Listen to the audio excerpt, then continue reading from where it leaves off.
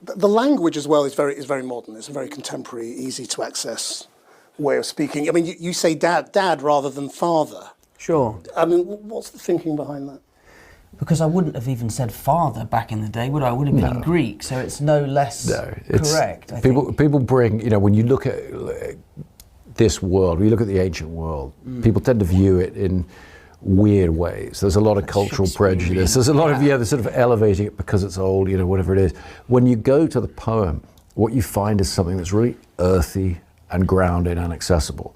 And so for me, in building the world of the film, what I talk to all the actors about is like, I want to center it on that and make it feel very fresh for modern audiences and do away with some of those assumptions that aren't based on anything logical. They're just, as I say, cultural prejudices or things over time. There's a lot of stylistically, you know, aesthetically, people tend to look back to the Romantic era and art. A lot of paintings where, you know, people aren't wearing very much. They've got a little bed sheet wrapped around them or whatever it is. And a lot of classical architecture, even though that wasn't the architecture of the Mycenaean period and things like that. So, you know, we went back to what's in the archaeology. What does that tell us? And what gaps does that leave?